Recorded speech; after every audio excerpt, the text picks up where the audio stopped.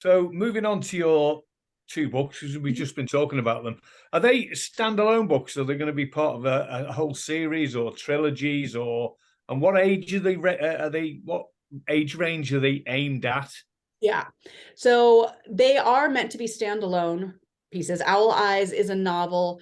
It's set in a world called Calendaria, in which I have other ideas for stories. In fact, Lentils and Black Rice is a short story collection, and there are two stories in that book that take place in the world of Owl Eyes.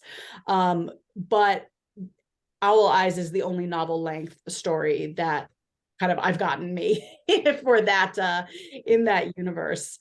And then it's when I started writing it, I didn't really have an age range in mind.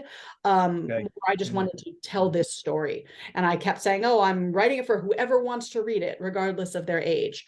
But when it comes to publishing, that's not how publishing works. And so if a book has a teenage character, it often immediately gets marketed as YA. Not always, but often. And so I thought that, the best way to try to get it published was to appeal to agents specializing in YA and publishers specializing in YA. And it does fit a lot of the themes of young adult literature these days. So it did end up working out that way.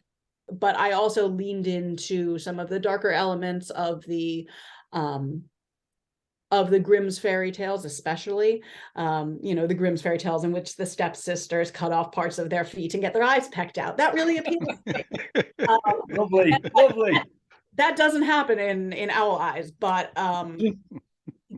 there were a lot of kind of those darker Grimm type fairy tales were a huge influence on me and my writing, and that extends into the short stories in Lentil and Black Rice, which are definitely aimed at a more adult audience.